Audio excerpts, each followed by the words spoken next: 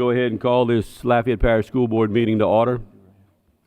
We'd like to start off, we could ask everyone to please stand for the Pledge of Allegiance and a moment of silence, please. Mr. Hidalgo, would you lead us in the pledge?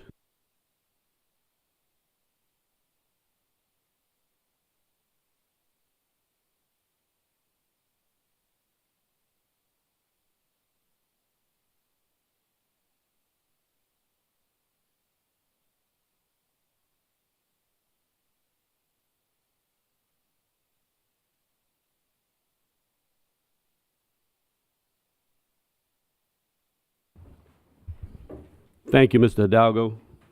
We'll jump straight into information items. First will be 2.1.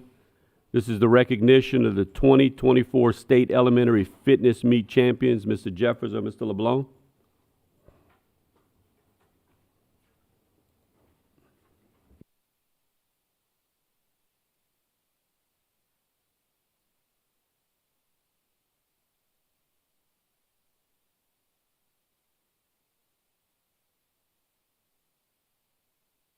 Twenty-ninth Annual Fitness Meet. All 24 schools competed at Como High School this year on March 12th. Upon the completion of the results on March 12th, based on the 6 events that you do, the 50-yard dash, curl-ups or sit-ups, pull-ups, sit and reach, the shuttle run, and the 600-yard run, the following team members competed in the state meet in Pineville on Saturday, April 20th. Miss Liberty Arno, Charles Burke.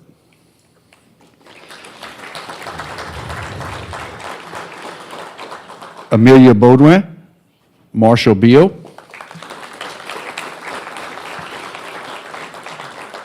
Cohen Bro, Marshall Beal.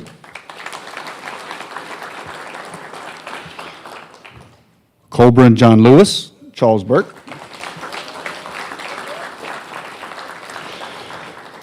And unable to be here tonight, Aubrey Porter, Marshall Beal, and Reagan Fugile from Milton.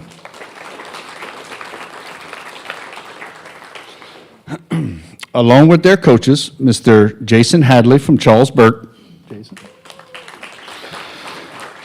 Miss Donna Denai, and Miss Kayla Weiss from Marshall Beal, and unable to attend tonight from Milton, Miss Haley Forsworth, and from Beal, Mr. Ryan Mouton.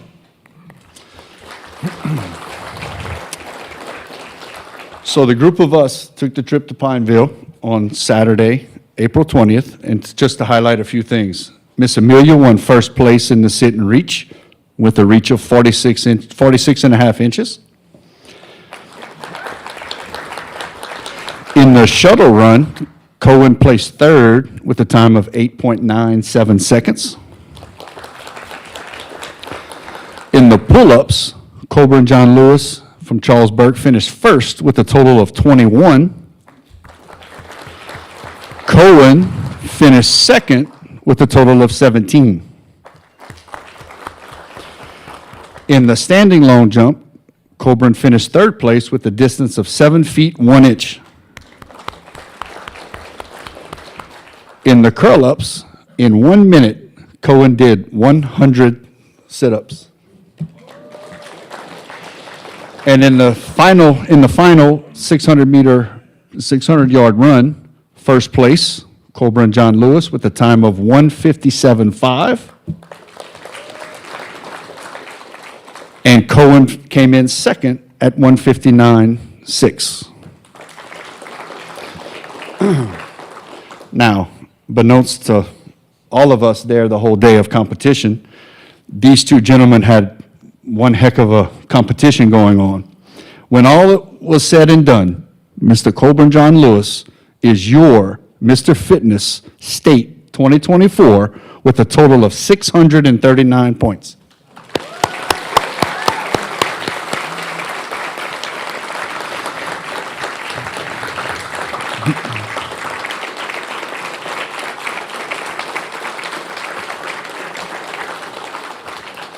And Cohen came in second with 628 points.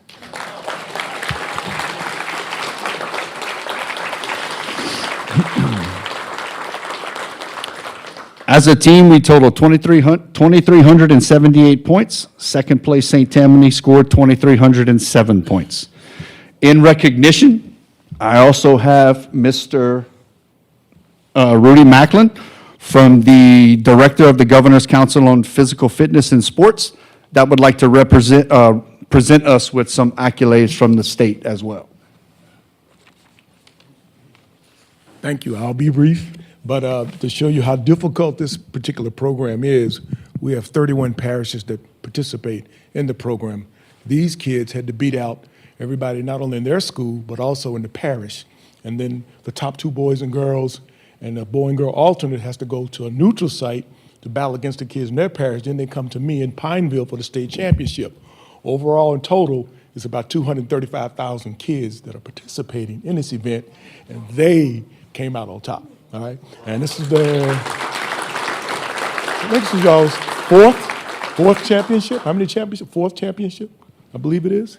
All right, well, they've done it again. And so from the House of Representatives, we got a resolution for you. I'm not gonna read it all because you know how long it is. From Representative Bolu, and also from the Senate side, Senator Hinges is giving a resolution for all of you all. I just want to say congratulations on behalf of the Governor's Council on Physical Fitness and Sports.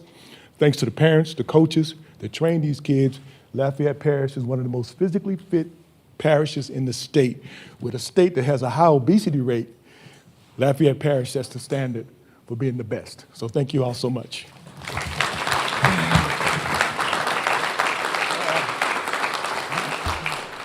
Board members, if you'll go up and get a picture with our athletes.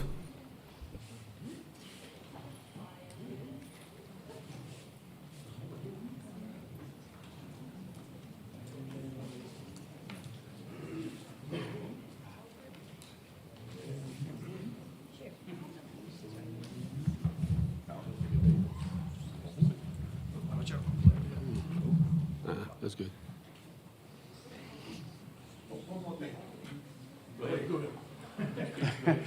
There's a digital billboard of the champions around the city, so you'll be able to see it, okay?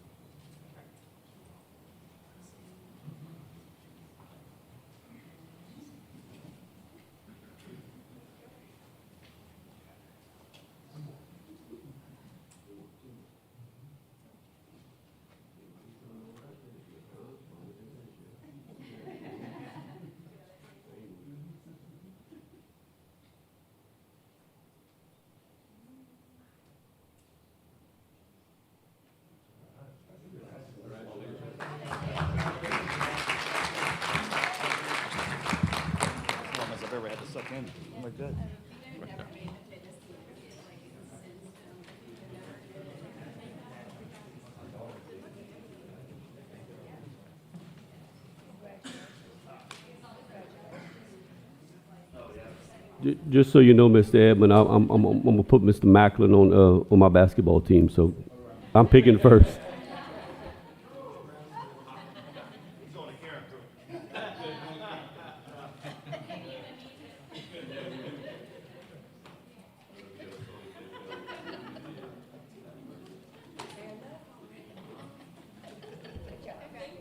Congratulations, young man. We'll see you at Acadiana in a couple years.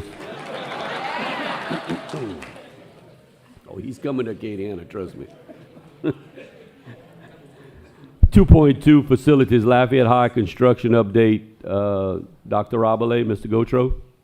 Yes, sir. We'd like to bring up to the podium Mr. Eric Crozier and Mr. Mike Lemoyne from AQ Studios and Lemoyne Construction to give us updates on the new Lafayette High site.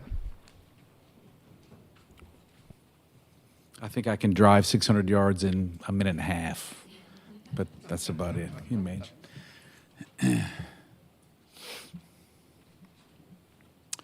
Okay, so this is the master plan of where we're headed. So we have the new building in the center in yellow, football stadium in the rear, back by Susan Street, and then we have the existing school where the parking lot is now in the front toward West Congress. West Congress is to the right of the screen, Susan Street's to the left. So what you have right now is the new school in the center. The weight room lockers, that is going to be new. And the new practice gym, where it's labeled practice gym, will be new as well. We're going to renovate the existing gym. So that kind of gives you a quick little center of where we are. This is slab on grade. So this is the slab that has been poured to date. What you don't see here is that where it says slab on grade, that main center, all 3 floor slabs have been poured on probably 2/3 of that as well. The frame structure, so what is in green that's the structural steel that you see up when you go out and drive by the site right now. There is, where it says slab on grade, that is coming out of the ground too, so you'll see there's a little bit more steel there too. They're moving pretty quick, so the graphics can't keep up. Enclosed structure, that's the purple corner when you walk out there, right? We're not changing the color, even though I told people that we were to freak them out, but that purple area is where we have our exterior walls going up and our exterior sheathing that is starting to encapsulate the building, right? So then when you hear the term blackened in, that's one of the first steps of how you would achieve that. So that purple board you see is going to start working its way to frame structure, and then that's all going to work its way over toward the top of the page toward Foreman Street. Here's a few construction images. So this is a view from West Congress looking toward Foreman. So you see the board over off to the left where we're starting to enclose it. And then the center part is the main entry. And then you have the renovated gym all the way over on the right-hand side that you kind of just see some things happening over there. And of course, you see the football field in the background. This is a view more on the Marie Antoinette side, kind of at the corner of Marie Antoinette and Congress, looking back across the site. So this is essentially where the auditorium is in this front corner, okay? And then, just another view. This is also the back side of where the kitchen is on this side, and it's kind of the back of the house of the school, if you will. And of course, all the buildings, Britt, all the buildings on the right are the existing school that will come out whenever we move our kids in, and then those will come out as part of the demolition phase of that part. Let's see, this is along Marie Antoinette looking back toward Foreman. And these shots are from a drone, so you can get a nice kind of perspective of things that Lemoyne is getting for us. That's all laydown yard in the front, in the foreground there. That's all the different subcontractors have all of their place to put the things that they need. Again, the purple is over there on the right, working your way back. That existing gym is back there, kind of in the center of the photo up along Foreman. That's the existing gym that we're renovating, and the slab that you see, the concrete you see just to the left of that is the new weight room, locker room area. Again, kind of another view of, you're sort of hovering above the football field at this point, looking back toward Congress Street. This is the main entry starting to take shape. So this is that large front porch, if you remember from some of our early design conversations. You can kind of see scale a little bit. You see the workers down there. They're roughly, close to 6 feet tall. So you get an idea of how tall that space will be. You kind of get a little bit more scale on the right there, too. This is just a shot looking down at that large sort of covered entry. And this view over on the left, you kind of see a little square box that's getting framed out. That is the entry for the after-hours entry, if you will, for the concert hall that's over here on the side. Yeah, it's closest to Marie Antoinette, I guess you would say, but it's right here in the foreground on this photograph. Yeah. So I think Aaron's going to talk a little bit about the schedule for us. Sure. So I'll just kind of start where we are now, right? So if you look at the red dash line, that's June 12th, that's today. If you kind of back up on the calendar, August of 2024 is really when we began phase 2 construction and began demo on part of the existing gym. We had to get rid of some of the weight room in order to get the new construction to take place. So we're about 2/3 of completing phase 2, which is what we call areas A through J. That's all the framing that you saw in the photos, right? Anything connected to the gym, whether it's the locker room area, or the weight room area, or the practice gym, we consider that areas area G, right? H and G. So we're about 1/3 of phase 2, the main building, done with that, and renovating the existing gym. So if you go to about end of this year, so we say 12/22/2024 is when we expect the gym to be the existing renovation, or the existing gym renovation work to be done, and occupancy to happen during that time. And then, of course, building 2 is going to continue, and that's going to continue until fall of 2025. So we have slated for August of 2025 for that work to be done and students to be moved in. And at that time, but between the occupancy of this year and fall of 2025 is when the construction of the new practice gym is going to happen. But in order for that to happen, students have to be kind of moved in, right? And then so that we can begin, we'll have partial demolition of the existing building. And then at some point, the fall of 2025, students will move in, and then the rest of that construction will happen. So we'll continue building the new practice gym at that time. And then after, again, fall of 2025, when the kids have moved in, then we'll begin phase 3, which is the rest of the demolition of the existing school, and then the build out of the parking and parent drop-off area, which is kind of at the front there. Hope that wasn't too confusing and didn't mess that up too much. Any questions? And of course, Mike Lemoyne's here, so if I screw that up, he'll slap me on the wrist. Okay, all right. Thank you. Mr. President, may I ask one question?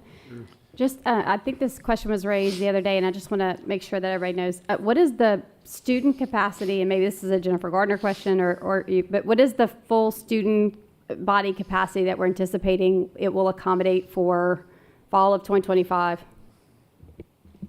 I believe when we discussed it in the original plans, it was for 2,200, if I'm not mistaken. 24. 2,400. Okay, great. Okay. At a ratio of about, 29. We use our student ratio, so yes. Okay. Not and fire capacity, The auditorium but capacity, body. will that accommodate the 2,400? Oh, no. No. Okay. No, it's going to be closer to 600, 620 or something like that. Okay, great.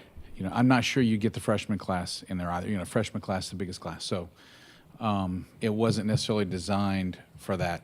We had one at that point, but, at some point we had a bigger auditorium, but, cost took over. But 600 is, I think, a good number for us. Okay, perfect. So, Thank you. yeah. Okay, thanks, Kate. Thank you. Yep. We'll move on to 2.3, which is transportation update on installation of air conditioners for buses. Mr. Jeffers?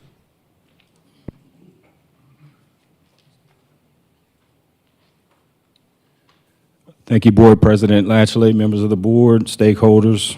I thought it was a good idea with the cool temperatures that we've been having to provide a little air conditioning update relative to our bus fleet. So there was Senate Bill 26 for a while that was kicked around that it would have been a requirement starting, I believe, effective fall of 25, that all school buses would have been required to have air conditioning. Our board and superintendent had a lot of foresight and had allocated $2 million before that conversation had even begun. So we went through the process. That work was awarded to Kenworth of Louisiana. This evening we have Bill, Brad, and Zach with us. Should you guys have any questions that I'm not able to answer, that they can speak to the air conditioning process that is currently ongoing. So currently, just to kind of get everybody up to speed again, $2 million was the allocation. We are retrofitting in total 115 of our buses. Currently, 78 of those buses are complete, and we are in the process of completing the remaining 37 buses. And we have a little video demonstration that we'd like to show the public.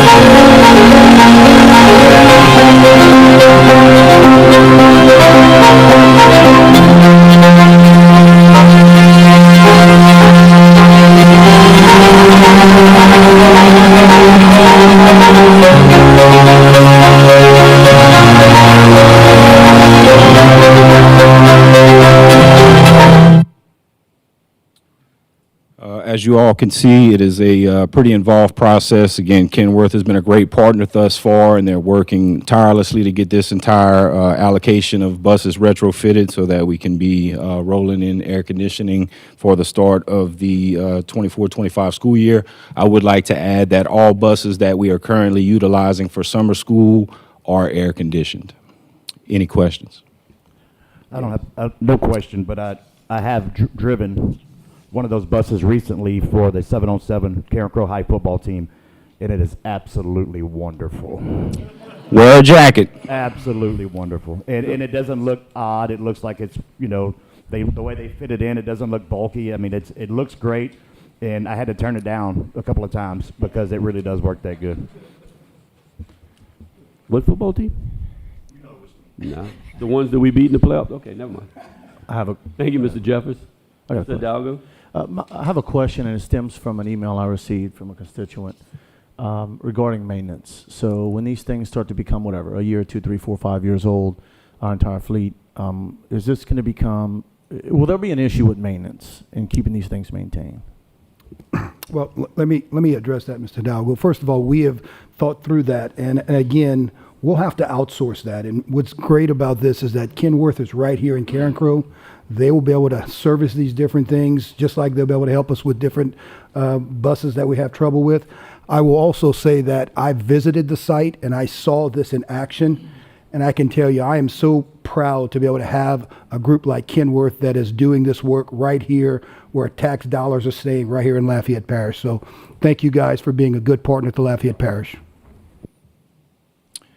We have also made the commitment that any new buses that we purchase moving forward, we would purchase with air conditioning. And then to add to that, we started with the lower mileage buses in our fleet and worked our way up so that we could get the most life out of those units.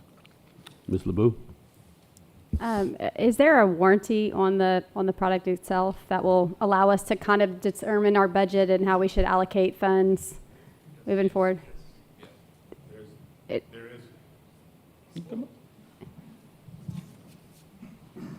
Just so we know if we can factor that into some of our future budget allocations. I'm Bill LeBoard with Kenworth. There is a 1-year warranty, okay, that comes with it. An additional warranty can be purchased in addition to that 1-year warranty, and that is something that has been presented already. And you have a time frame to make that decision, and that process is, I think, is being discussed now. But yes, there is a warranty on it now. We're there here in Karen Crow and can supply that warranty, whether it's now or after. Great, thank y'all very much. Thank you. Thank y'all. Mrs. Mason? Mr. Nick, love the air conditioning. But it's been mentioned that the legislature mandated that we have air conditioning in all buses. Was there any funding that came from the state for that? I believe it failed, but no, this was all self-funded. This was So we all funded self-funded everything, through and the rest of the LPSS. state will have to fund their own in their own district? Yes. Okay. Just curious. And it cost us It was $2 million $2 for million. those 115 buses. That is correct. Okay. Thank you. Thank you, Mr. Jeffers. Next item, 2.4, Superintendent, the 2024 Louisiana Legislative Session has many acts that will impact the Louisiana public education system. Mr. Touchette? Thank you, Mr. President, board members, members of the public. Just wanted to kind of update you that we're going to be working tirelessly within the next month or so to address several different things that have come out from the legislature in reference to education. I will make sure that policies that are brought to you in July are engaged with certain advisory people coming together and bringing things to you on behalf of cell phones, student discipline, truancy, ACT grading scale, so on and so forth. So we don't have anything right now that we are bringing to you, but I can say to you right now, it's been a very heavy legislation in reference to education. The governor, at this time, we're still waiting to get him to sign off on certain acts that may impact education. So that's why we are not at a time bringing things to you as far as policy, but we'll do that in July. Thank you, Mr. President. Thank you. We'll move on to committee updates 3.1, the Board Insurance Committee update. Mr. Hidalgo. Thank you, Mr. President. Just briefly, the committee has been meeting every month. Well, for the last 2 months, we've had our second meeting was this morning, and what we're trying to do is provide transparency and accurate information. I'll tell you that I believe one of the largest challenges that we faced with our health insurance plan over the years has been transparency and the dissemination of information, but importantly, accurate information. And so we are making every attempt as a committee and the school system as well to do that. Health insurance is a very antiquated topic. It's multifaceted.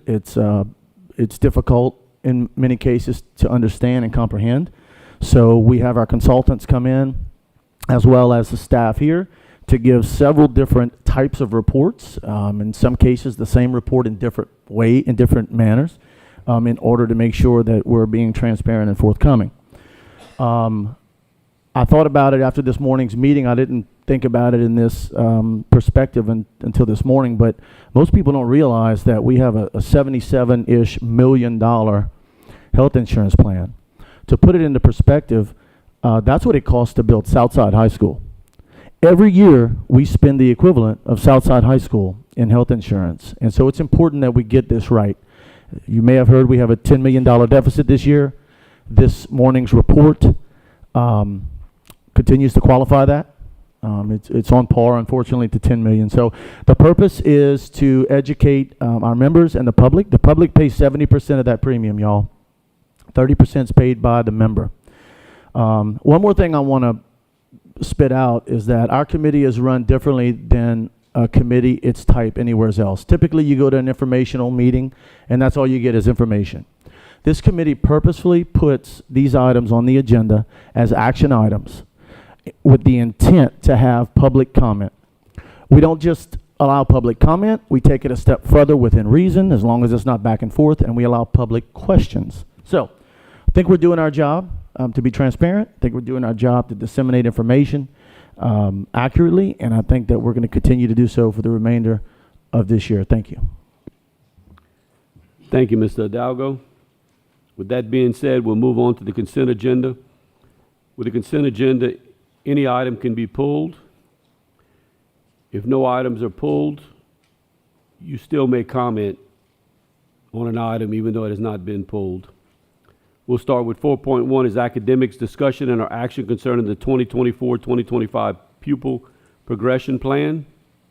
4.2 administration discussion and our action concerning the adoption of the new proposed owner-operator bus driver operational reimbursement pay formula. 4.3 administration discussion and our action concerning the proposed plan of reorganization and reclass of staff and changes in job descriptions related thereto. 4.4, employee services, discussion and or action concerning the 2024-25 salary schedule. 4.5, facilities, discussion and or action to use the contingency funds for improvements to facilities at J.W. Falk. Facilities, discussion and or action to use contingency funds for improvements to facilities Judy's Middle. Facilities, discussion and or action to approve the updated LPSS use of school facilities table of fees. 4.8, facilities, discussion or action to use COVID inflation contingency funds for improvement to facilities. 4.9, facilities, discussion and or action concerning the declaration of surplus property at Como High School. 4.10, finances, discussion and or action concerning the extension of the fiscal agent contract. 4.11, finance, discussion and or action concerning the June budget to actual revisions for fiscal year 23-24. 4.12, risk management, discussion and or action concerning compensation to school bus owner operators for insurance. 4.13, superintendent, discussion and or action concerning the minutes of April 16th, 2024 and May 8th, 2024. And 4.14 is approval of all consent items. No items have been pulled. I will entertain a motion. Mr. President, I'm sorry. I need to pull 4.1. Sorry, 4.10.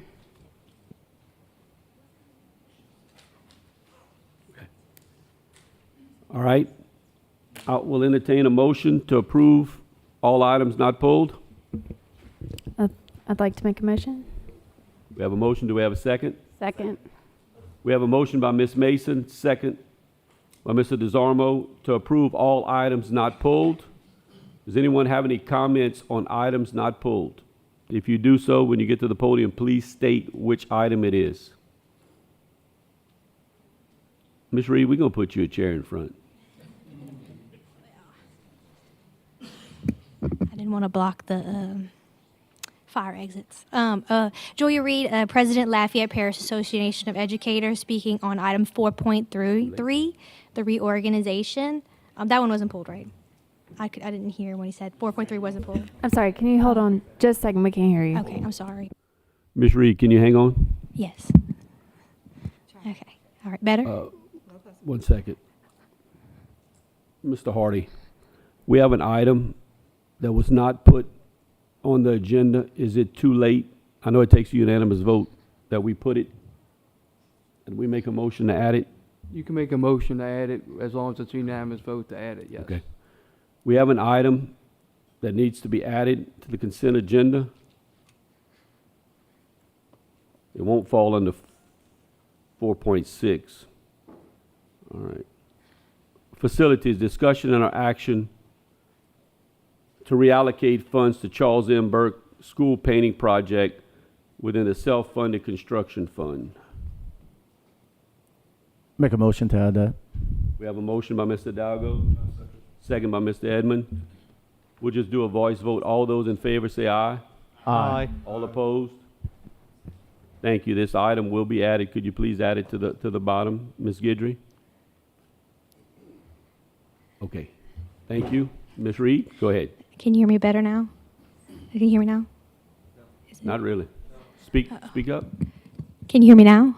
Am I not loud enough? I don't. The volume's not on. It's on, it's just the volume. Okay. I don't think the kids at school would agree with that. Okay. Okay now? Okay. Julia Reed, Lafayette Parish Association of Educators, President, speaking in regards to item 4.3, the reorganization. Our organization had some concerns about the reorganization and the fact that many of the job descriptions that were deleted and added come with a sizable pay increase and are very similar, not the same, but very similar. And you know, there's been a lot of discussion over the past few years about the teacher shortage and how we need to retain our teachers. But yet we keep seeing things that come up, increasing the pay. There are like 3 job positions that don't require a college degree, but yet pay more than a first-year teacher. And so if we are really concerned about attracting and retaining teachers, when we put forth something like this that's increasing central office staff pay essentially, and you know, I never seems to have a shortage of people who to work at central office, right? Like, there is no central office personnel shortage, right? But there is one of school-based staff. And it's not that we begrudge anyone a raise, but we would also like to see that extended towards school-based staff. And if it can't be monetary, because most teachers understand that we are cash-strapped, most educators understand we are cash-strapped due to charter schools and other reasons, there are things that they've put forth. The state just had a task force that released some recommendations. Our organization is always happy to provide suggestions that would increase teacher retention and attract teachers to our parish. So we would ask, I mean, we are opposed to this, especially when it comes down to the one that's the construction coordinator, or not construction, custodial coordinator. There's a food service one, and then there was one in transportation. All three of them don't require a college degree, but yet are on administrative grade pay 7 and 8. And if you go look at that, I think I read the table right.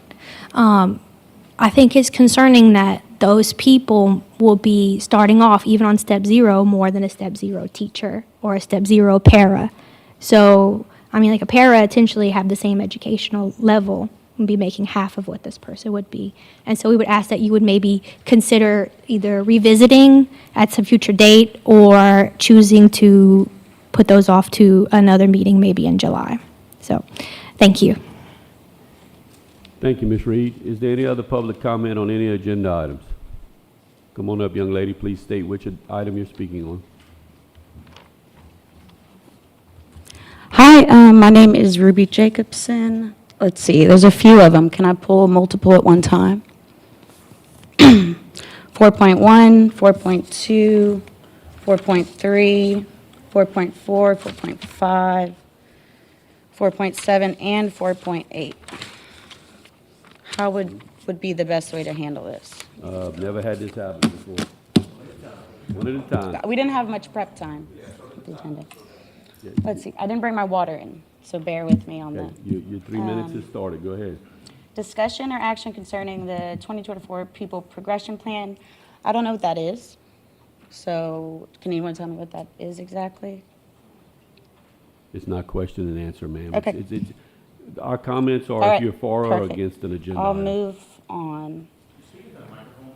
4.2, the adoption of the proposal on it. That one is fine. 4.3, administration, proposed plan of reorganization and reclass of staff and changes in job descriptions related to thereto. Was that done, did that gain us any fiscal momentum, those changes? Did we gain any money off of that, or did we lose money based on those It's not changes? question and answer, ma'am. You speak if you're for the item or against. It's not a back and Okay, forth. that is a huge question I have for you guys. Again, I'm making comments about transparency. 4.2 is fine, 4.3. The salary schedule, 4.4, that kind of touches that too. The JW FOC 4.5, contingency improvements. I want to comment on the fact that I do not see, anything about what you guys plan to do with Paul Bro. So I know I can't ask a question, and I'm not asking a question. But I'm just wondering why the raises, I guess I can't ask you guys any questions. Shoot. Can't ask them any questions. Okay, what I'll do is introduce myself, Ruby Jacobson. I was in the French Immersion and Gifted program at Paul Bro and Myrtle. And one of my biggest concerns, which I will continue to comment on where I think it sees fit, is the separation of the Gifted and Talented program and the language immersion. Because if you look at the IDEA, section 1415, you violated many parts of that by prohibiting special education students from pursuing immersion programs. Thank you. You know, your time's up. You know, I want to make a comment to the public. We have a consent agenda. We have items on the agenda. You speak for or against the items on the agenda. You do not come to the microphone and go on a tangent on something that's not on the agenda. We go by Robert's rules, okay? Some evenings, this stresses my patience because what I try to be is nice, but at the end of the day, we have to follow Robert's rules. If it's not on the agenda, please do not comment about it. We do not have open comment on any subject. Is there any other comment on an agenda item not pulled, either for or against? Hearing none, we'll go to board comment. Is there any board comment on any item not pulled? Yes, sir. Two things. Mr. Hidalgo? Yes, sir. Mr. Superintendent, first I want to commend you for your work that you did, once I find it, and your staff did, working to fix some of the issues within transportation. So thank you very much for that and for what you've done for the items on the agenda. I know those things get stressful, but I'd like you to speak, if you could, please, to the Como High surplus property, if you don't mind. There are portable buildings that are still remaining on that campus, and before we can remove them, we have to refer to them as surplus property, and then we can get rid of all of those portables at Como. And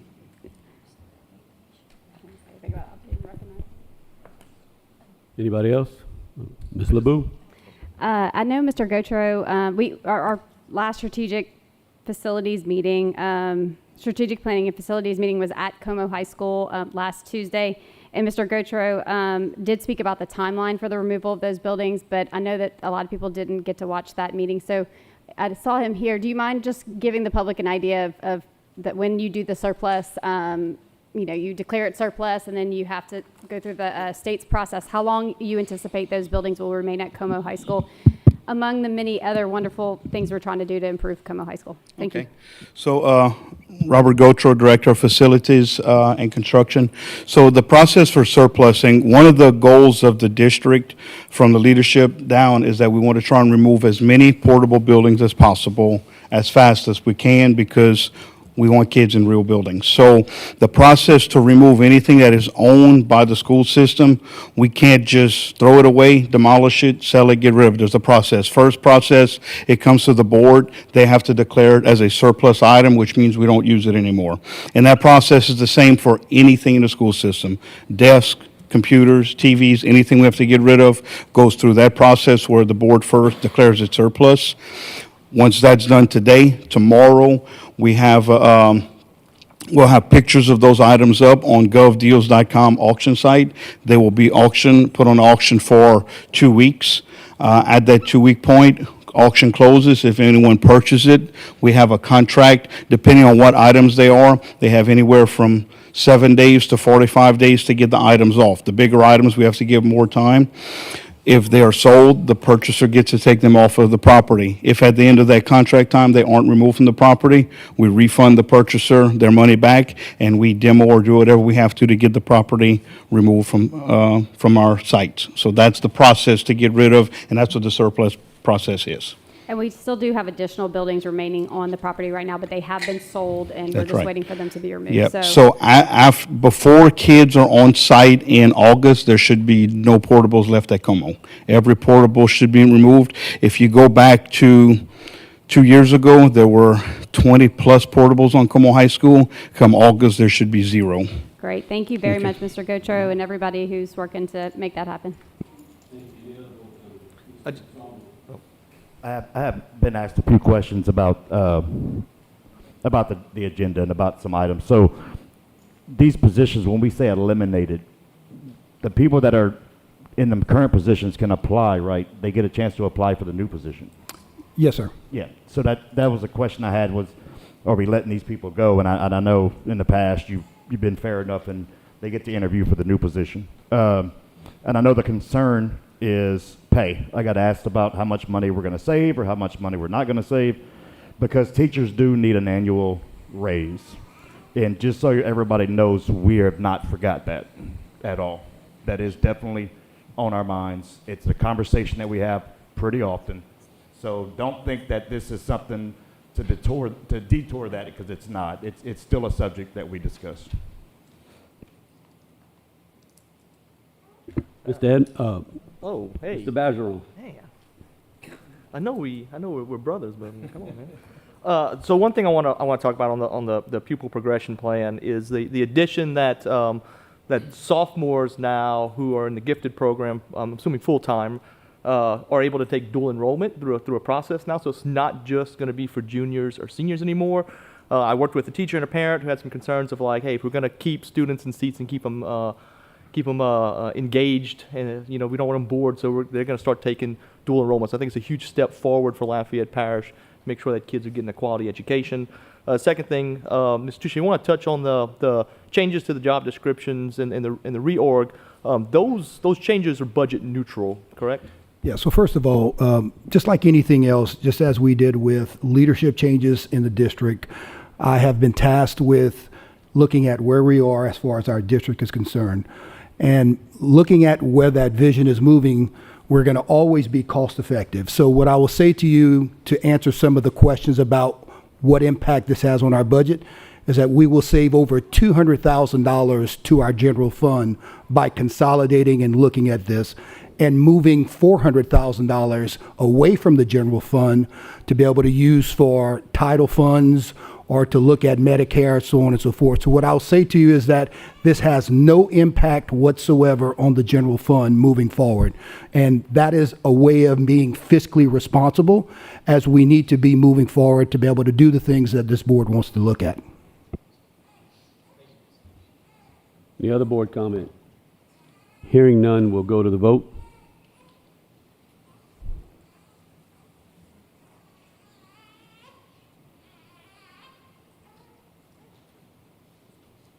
And ladies and gentlemen, in case you're wondering,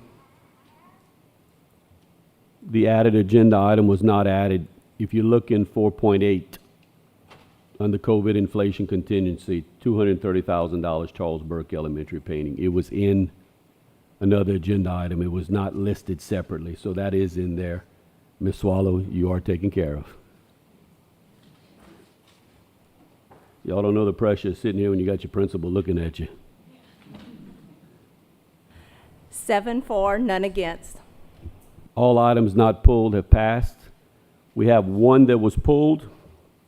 4.10, discussion and action concerning the extension of the physical agent contract. I think we'll need a Move motion. approval. Mr. Boo has to abstain. Can we get a motion, please? Move approval. Okay, we have a motion from Mr. Hidalgo. Second. Do we have a second? Second. Second from Ms. Mason. The motion that the Lafayette Parish School Board approves the extension of the fiscal agent contract with First Horizon as attached in the public content section of this agenda item. Motion was made by Mr. Hidalgo and seconded by Ms. Mason. Do we have any public comment on this item? Any board comment?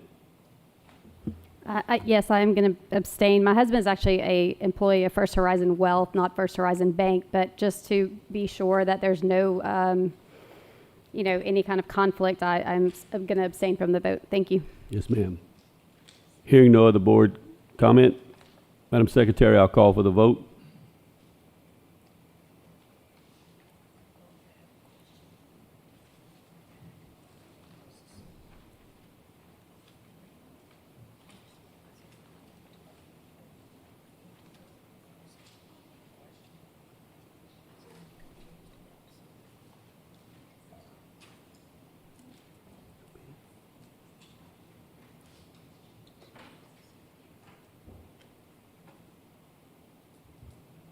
Did everybody vote?